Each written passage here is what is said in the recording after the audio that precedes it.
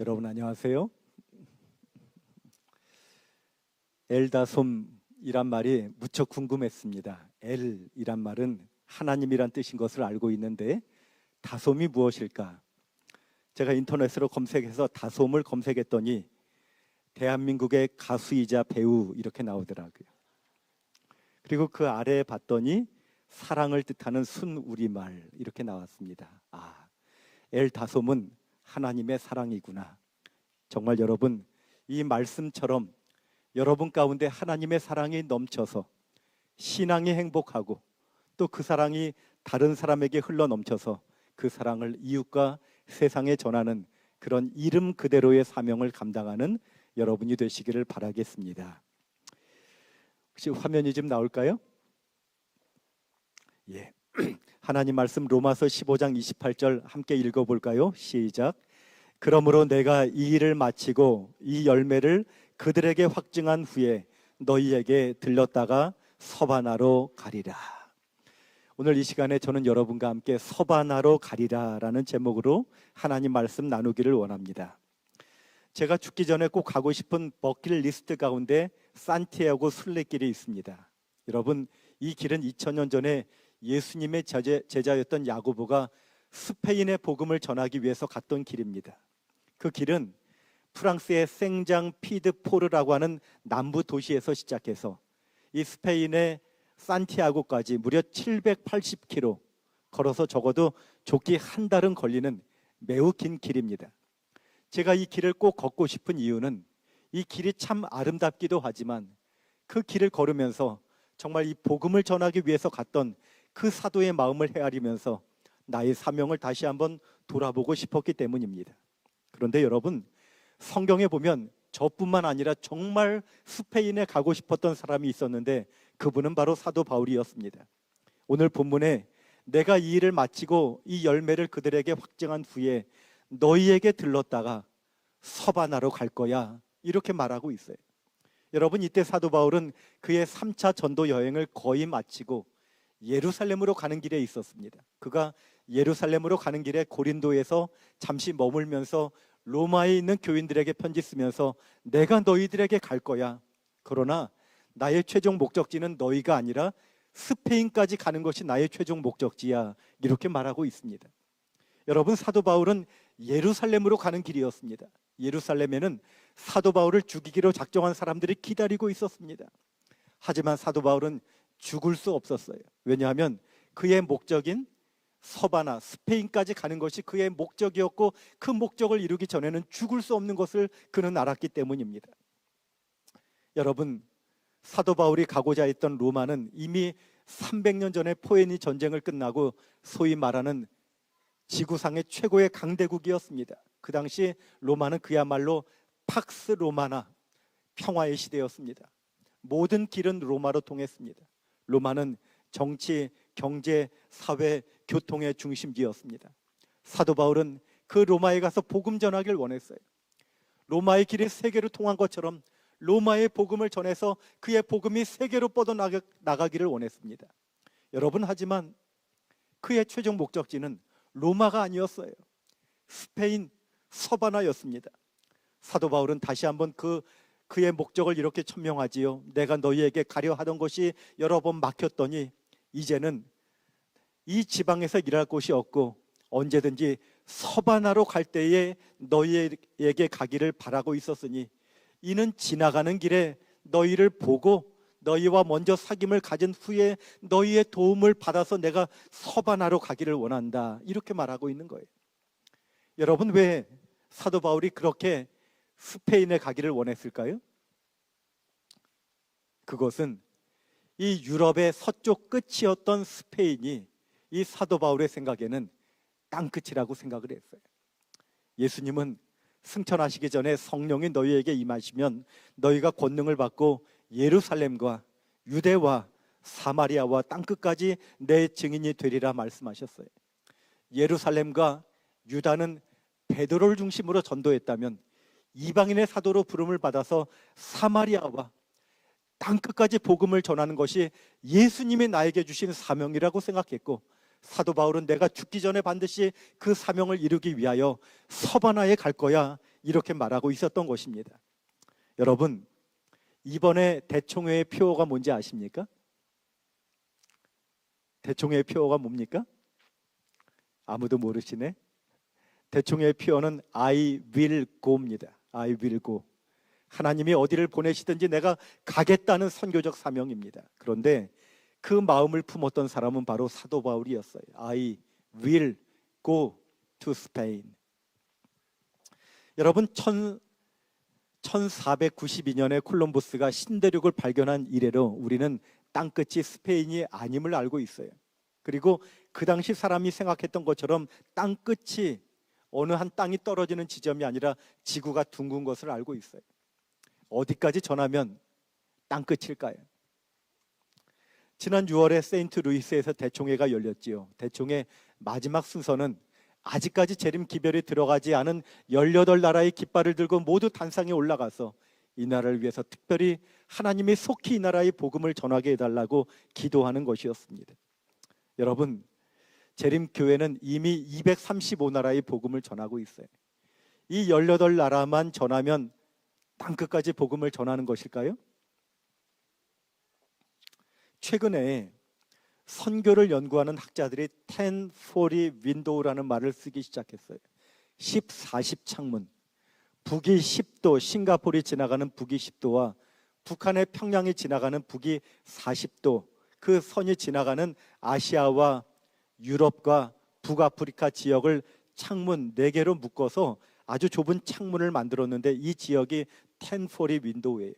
그런데 여러분, 이 1040 윈도우 안에 세계 인구의 3분의 2가 살아요.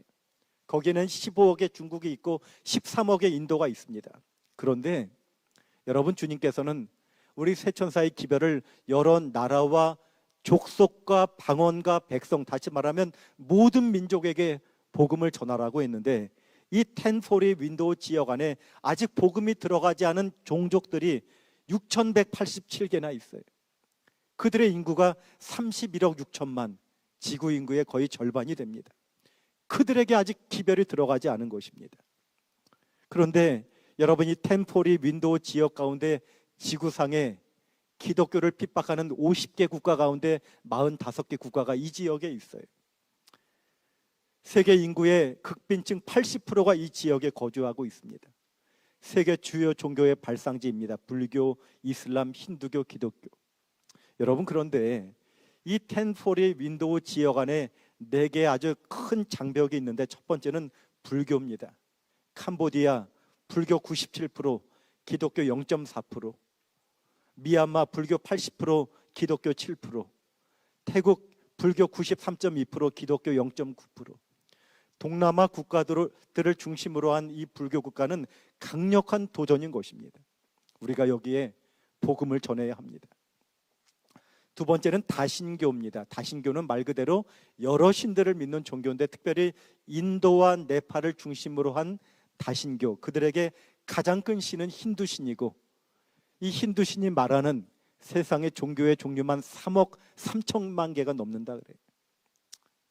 여러분, 인도에만 힌두 교도가 80%인데 13억 가운데 10억 5천만 명이 이 종교를 믿고 있어요.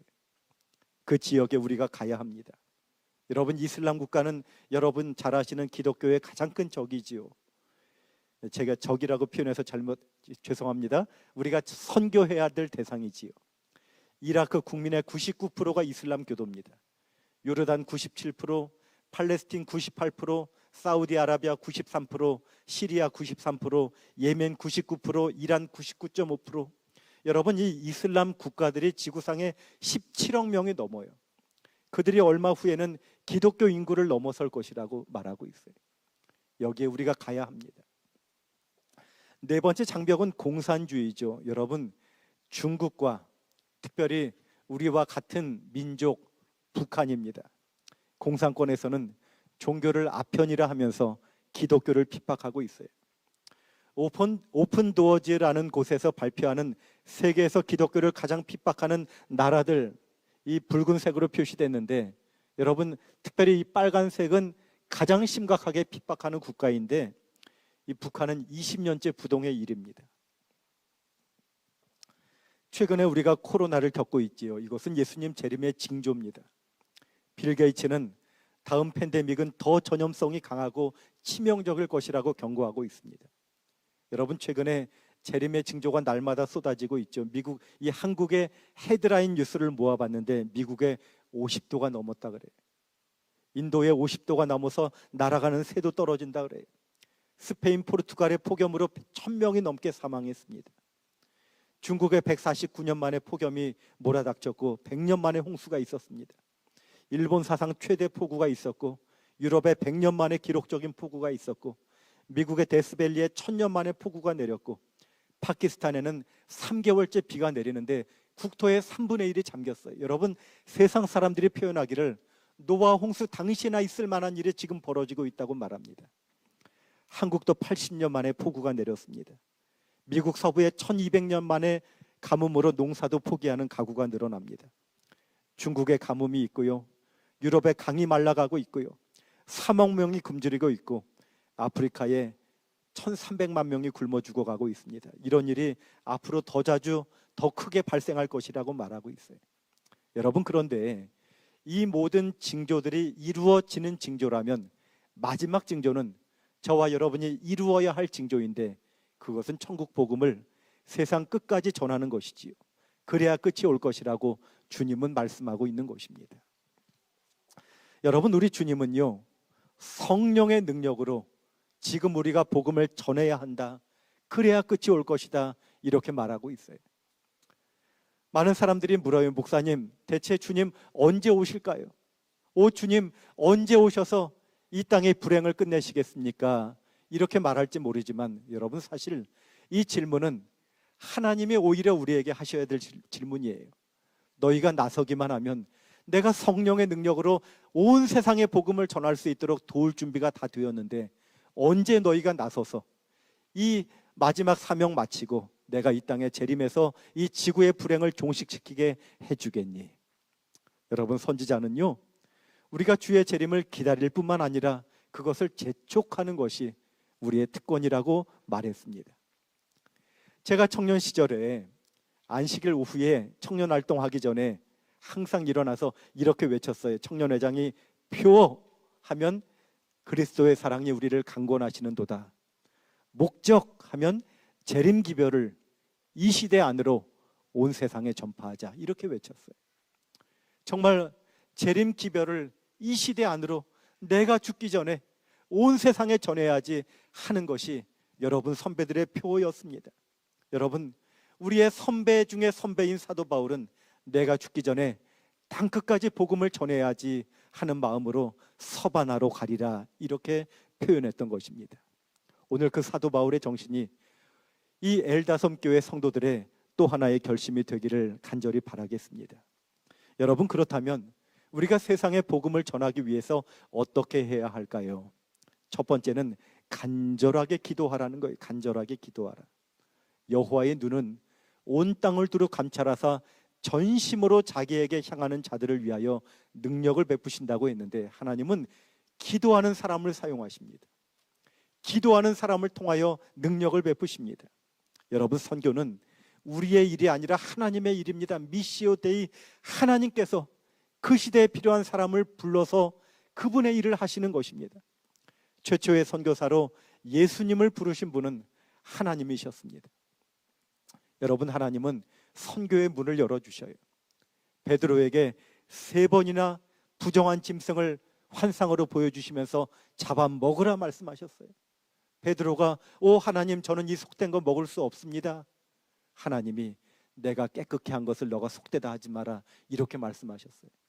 여러분, 베드로가 무슨 뜻인지 궁금했지요. 그때 고넬료와 접촉되게 하셨어요. 이방인이었습니다. 고넬료 집에 가서 설교했더니 그들에게도 성령이 내렸어요. 여러분, 그 당시 유대인들은 이방인들을 정말 부정한 짐승처럼 취급했어요. 하나님은 환상을 보여주시면서 그들의 마음의 편견을 깨시고 이방 선교의 문을 열어주셨습니다. 여러분, 사도행전 16장에 보면 사도 바울이 신라와 함께 2차 전도 여행을 떠나면서 아시아 지역에서 복음을 전하려 했어요. 그런데 하나님이 막으시는 거예요. 그러면서 꿈에 마게도냐 사람을 보여주시면서 마게도냐 사람이 와서 도우라 하시는 것이지요. 사도 바울이 그때 하나님의 뜻을 깨닫고 배를 타고 드디어 유럽의 첫 땅인 마게도냐로 가서 유럽 선교를 시작하는 것이지요. 다시 말하면 유럽 선교의 문을 열어주신 분도 하나님이시라는 것입니다. 선교의 주도권은 하나님이 있는데 하나님은 간절히 기도하는 사람을 통하여 세상의 선교의 문을 여시고 당신의 선교 사업을 이끌어 나가십니다. 여러분, 우리가 기도한다면 이 마지막 땅끝인 북한에도 하나님께서 복음의 문을 열어주실 줄로 믿습니다. 여러분, 간절히 기도하는 사람이 되시기 바랍니다. 아직 하나님의 복음을 받지 못한 세상을 향하여, 특별히 우리 민족 북한에도 복음이 전해질 수 있도록 여러분 기도해 주시기 바랍니다. 오늘날에도 하나님은 간절히 기도하는 사람을 통하여 능력을 베푸시는 하나님이십니다. 여러분, 과거에 동서독이 나누어져 있을 때에 이 동독의 상업도시인 라이프찌히라는 도시에 성 니콜라이 교회가 있었습니다. 아주 오래된 교회였습니다. 이 교회에서 1982년부터 피러 목사님을 중심으로 기도회가 시작됩니다. 매주 월요일 오후 5시에 그저 10여 명의 사람들이 모여서 이 동서독의 통일을 허락해달라고 이 동독의 이 땅에도 복음의 문이 열릴 수 있도록 그렇게 기도하기 시작합니다. 여러분, 그렇게 7년 동안 기도회가 진행되다가 7년이 지난 1989년 9월 4일에 갑자기 1000명으로 늘어납니다. 3주 후인 9월 25일엔 10,000명이 모였어요. 더 이상 교회에 모일 수 없어서 광장에 모여서 기도하기 시작했습니다. 그 다음 주인 10월 2일에 2만 명이 모였고요. 그 다음 주 10월 9일에 7만 명이 모였고, 그 다음 주 10월 16일에는 이 기도운동이 동독의 전역으로 퍼져나갑니다. 여러분, 그런데 이렇게 기도하니 하나님이 역사하시기 시작해요. 1989년 여름부터 갑자기 이 국경이 느슨해진 틈을 타서 이 동독 사람들이 체코로 여행을 하기 시작했어요. 체코로 간 사람들이 오스트리아로 갔고, 오스트리아에서 서독으로 망명 신청을 하는 사람들이 늘어나기 시작했어요. 여러분, 그 해에 이 소련의 고르바초프가 동독을 방문해서 위험은 변화하지 않는 자들에게 찾아온다는 유명한 말을 했지요. 여러분, 그 당시에 동독의 지도자는 호네커였는데 이 사람이 가장 존경하는 사람이 북한의 김일성이었습니다. 이 북한처럼 강력한 통제를 바탕으로 나라를 다스리려고 결심을 했어요. 그래서 국경을 강화하기 시작합니다. 그랬더니 이 동독 사람들이 이 여행 자유화 해달라고 50만 명이 집회를 하기 시작하는 거예요. 깜짝 놀라서 호네커가 이 공산당 선전 담당 비서인 귄터 샤보프스키에게 그저 이것 좀 가서 기자회견 자청해서 읽어라 이렇게 말을 하는 거예요. 이 사람이 그저 백성들 마음 안돈시키려고 앞으로 여행 자유화 시켜줄 테니 그냥 좀 잠잠히 있어라 하는 그 내용을 읽은 거예요. 그런데 이 사람이 이 내용을 잘 몰랐어요. 여러분, 이 동독의 기자들은 하도 많이 속아왔기 때문에 그저 의례껏 하는 말이려니 생각하고 아무도 질문을 하지 않는데, 서방에서 온 이탈리아의 한 기자가 정말 여행 자유화 시켜줄 겁니까? 언제 시켜줄 겁니까? 이렇게 물었어요.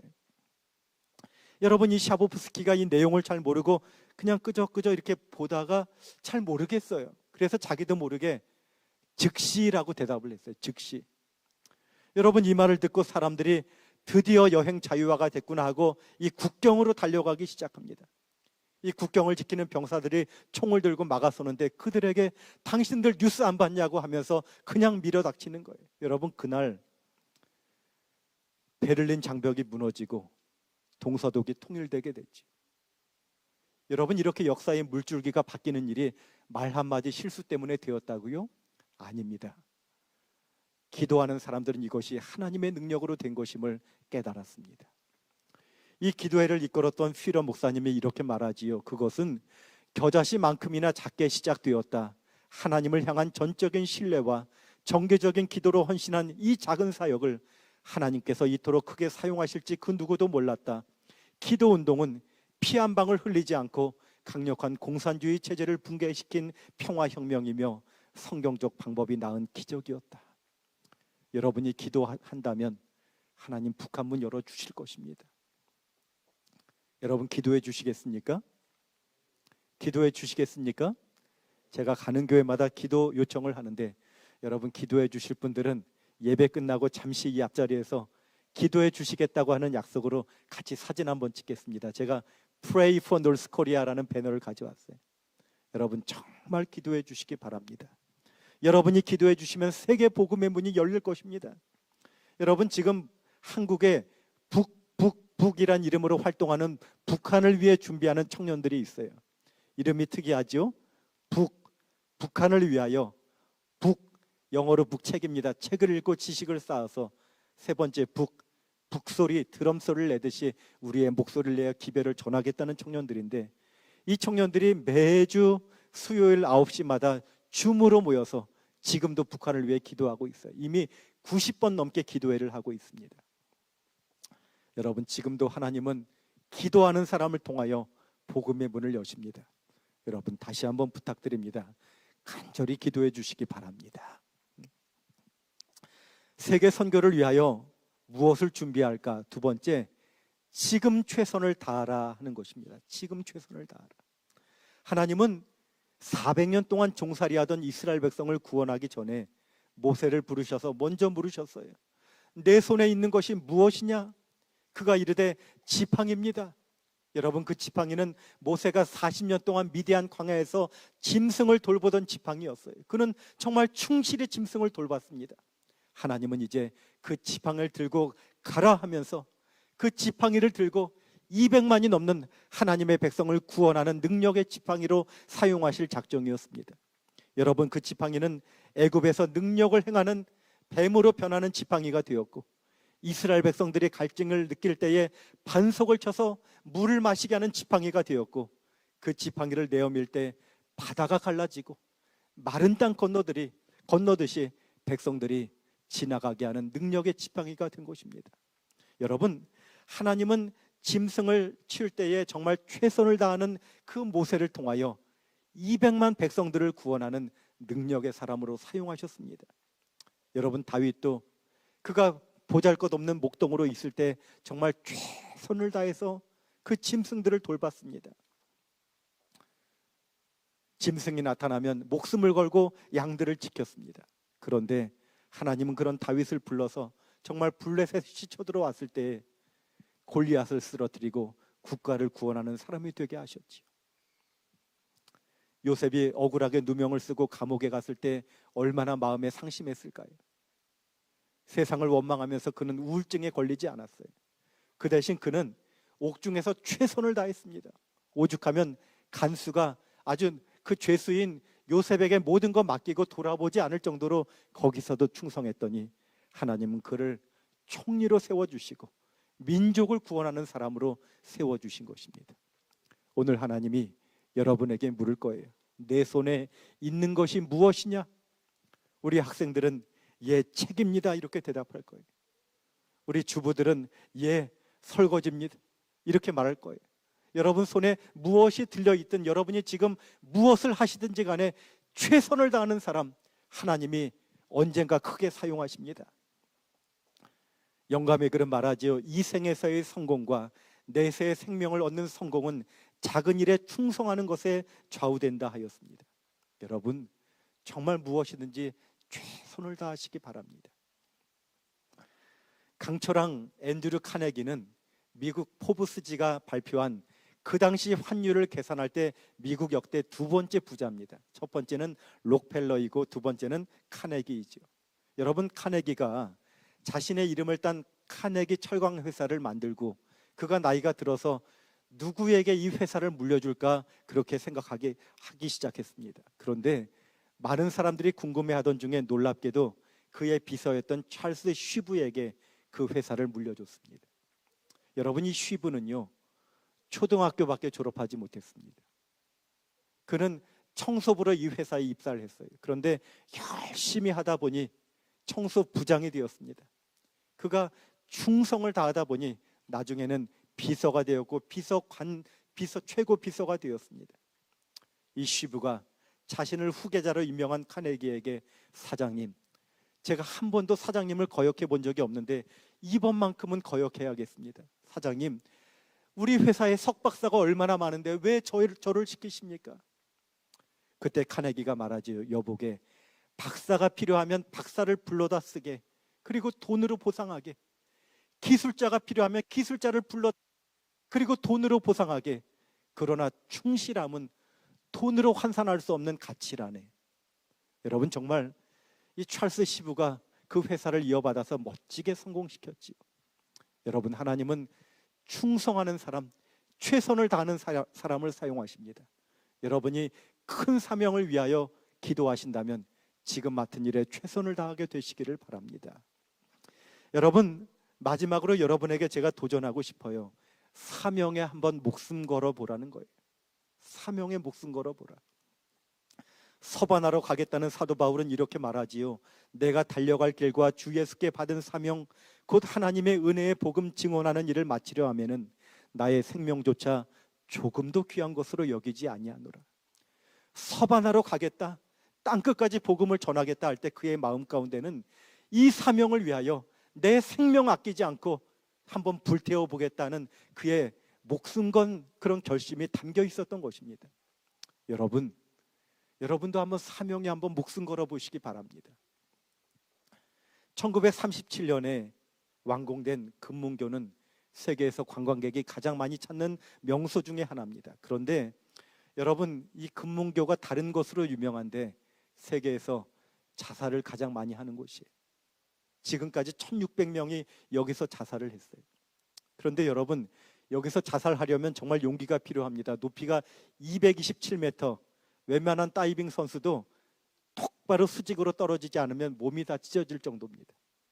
또 그 아래는 상어떼가 많이 살기로 유명합니다. 한 사람이 거기서 뛰어내리려고 하는 걸 어느 목사님이 붙잡았어요. 여보게, 왜 죽으려 하나? 예, 제 여자친구가 저를 버렸습니다. 자네 정말 죽고 싶나? 죽고 싶어요. 그러면 여기 떨어지면 상어떼에 물려 죽으니 그렇게 개죽음 당하지 말고 진짜 죽는 방법 알려줄게. 아니요, 어떻게 해요? 노숙자 봉사소에 가서 하루에 1000명씩 음식을 해줘봐. 힘들어 죽을 거야. 노인 요양원 가서 하루에 100명씩 목욕 봉사해봐. 너 지쳐 죽을 거야. 더 확실하게 죽는 방법, 이슬람 지역에 가서 목숨 걸고 전도해봐. 너 확실히 죽을 거야. 너 북한에 가서 복음 전해봐. 그럼 너 반드시 죽을 거야. 그런데 그것은 의로운 죽음이야. 여러분, 사명이라고 하는 것은 시킬 사자의 목숨명, 목숨을 다해 하나님 시키신 일을 감당하는 거예요. 우리는 이미 영생이 보장된 사람이라면 이 땅에서 한 번 죽는 경험, 기왕이면 사명을 위해 목숨 거는 것은 얼마나 가치 있는 일이겠습니까? 여러분, 저는 요즘에 해방 전에 북한 지역에 있었던 98개의 교회들 역사 자료를 모으고 있어요. 그리고 그 교회들 다 북한에 있었던 우리 성도들입니다. 그 교회들 재건할 계획을 가지고 기도하고 있어요. 여러분, 그런데 느헤미야가 무너진 예루살렘 성벽 재건할 때에 각 공동체별로 제가 색깔로 구분했는데 이 예루살렘 성벽의 모습이에요. 그런데 여기는 누가 재건하고 여기는 누가 재건하고 다 맡겨서 여러분, 그 위대한 역사를 52일 만에 마치더라고요. 저는 기도하면서 한국과 우리 북미주에 있는 한인 교회들이 우리 민족 북한을 구원하기 위하여 한 교회가 한 교회씩 맡아서 이 일을 하면 좋겠다 하면서 가는 곳마다 설교하고 있는데, 여러분, 이미 18교회가 우리에게 한 교회 맡겨주십시오. 우리가 북한의 교회 재건하겠습니다. 이렇게 약속을 했어요. 제가 오늘 이 로마린다 교회까지 왔습니다. 엘다솜 교회까지 왔어요. 여기 제가 샌디에고에서 만난 한 할머니는 86세신데 목사님, 한 교회가 한 교회 맡기는 게 뭡니까? 제가 한 교회 맡아서 재건하겠습니다. 이렇게 말씀하시더라고요. 여러분, 저는 이 일에 목숨 걸었습니다. 저는 북한 선교에 목숨 걸었어요. 선지자는요, 우리 교회도 힘든데 이렇게 말할지 모르지만 외방 선교 사업에 투자하는 것은 국내 선교 사업을 향상시키는 틀림없는 방법이라고 했어요. 여러분의 신앙이 성장하고자 한다면 정말 선교에 목숨 걸어보시기 바랍니다. 여러분 신앙이 성장하는 틀림없는 방법이에요. 엘다섬 교회가 부흥하기를 원한다면 여러분 세계 선교를 향하여 눈을 돌려보시기 바랍니다. 이 교회가 부흥하는 틀림없는 방법이에요. 저는 여러분 중에 사명에 목숨 거는 사람들이 여러 나왔으면 좋겠어요. 제가 끝으로 한 이야기를 말씀드리고 오늘 설교를 마무리를 할까 합니다. 여러분, 짐 엘리엇은 시카고의 명문인 휘튼 대학을 수석으로 졸업한 수재였습니다. 그런데 엘리엇이 남미 에콰도르의 선교사로 지원을 합니다. 그의 친구 4명과 함께 잔인하기로 소문난 아우카족 전도를 위해서 준비를 합니다. 그들이 그렇게 준비해서 선교하러 갔는데 가자마자 창에 찔려서 모두 죽고 맙니다. 그들에게 총이 있었지만 한 발도 쏘지 않았어요. 여러분, 그 당시에 라이프치히에서 남겨진 그 선교사들의 아내와 아이들의 사진을 보여주면서 여러분, what a unnecessary waste, 얼마나 불필요한 낭비인가. 이 총망받는 청년들이 도대체 무엇 때문에 거기 가서 그렇게 개죽음을 당했는가, 이렇게 글을 썼어요. 그런데 여러분, 이 짐 엘리엇의 남겨진 아내 엘리자베스가 그 기사를 보고 짐 엘리엇이 29살에 죽었는데 그가 휘튼 대학에 있을 때 10년 전에 19살 때 썼던 그의 일기를 보여줍니다. 이 부족한 나무 토막 같은 인생을 붙드시는 주여, 불을 붙여 주소서. 제가 주를 위해 탈 수 있도록 나의 삶을 주께서 소멸시켜 주십시오. 나의 이 몸은 주의 것입니다. 나는 오래 사는 것을 원치 않습니다. 완전하고 풍성한 삶을 원합니다. 바로 주님과 같이. 그가 이런 말을 했습니다. 결코 놓치지 말아야 하는 것을 얻기 위해 언젠가는 놓아야 할 것을 포기하는 사람은 현명한 사람이다. 영생을 얻기 위해, 사명을 위해 내 목숨 바칠 줄 아는 사람, 진짜 현명한 사람이라는 거예요.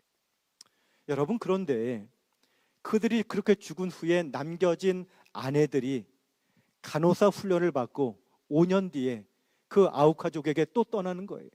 그런데 그 아우카족들은 여자와 아이들은 죽이지 않는 전통이 있었어요. 이들이 헌신적으로 그들을 돕는데 그들이 물어요. 대체 당신들은 누구길래 우리를 이렇게 헌신적으로 돕습니까? 했더니 이분들이 말하는 것이 5년 전에 당신들이 죽인 사람들의 아내와 자녀들입니다. 그들이 충격을 받았어요. 여러분, 그들이 기독교를 받아들였어요. 그곳에 교회가 생겨나기 시작합니다. 여러분, 이 사진은요, 그 짐 엘리엇을 죽였던 사람이 목사가 되어서 그 남겨진 자녀 선교사에게 친례를 주는 장면이에요. 짐 엘리엇이 죽을 때 그의 아내가 임신하고 있었는데 그때 그 후에 태어난 아이가 이 아우카족을 위한 목사가 되었습니다. 이야기는 End of the Spear라는 영화로 만들어지기까지 하였죠. 여러분, 최초의 선교사였던 예수님도 우리 구하기 위하여 목숨을 다해 충성하셨습니다. 오늘 서바나로 가리라 한 사도 바울의 결심은 그의 목숨을 다하여 그의 사명을 받들고자 하는 그의 결심이었습니다. 오늘 제2의 사도 바울이 되어서 서바나로 가리라, 땅끝까지 복음 사명 전하고자 하는 그러한 결심이 이 시간 저와 여러분의 결심이 되기를 바라면서 말씀을 마치도록 하겠습니다.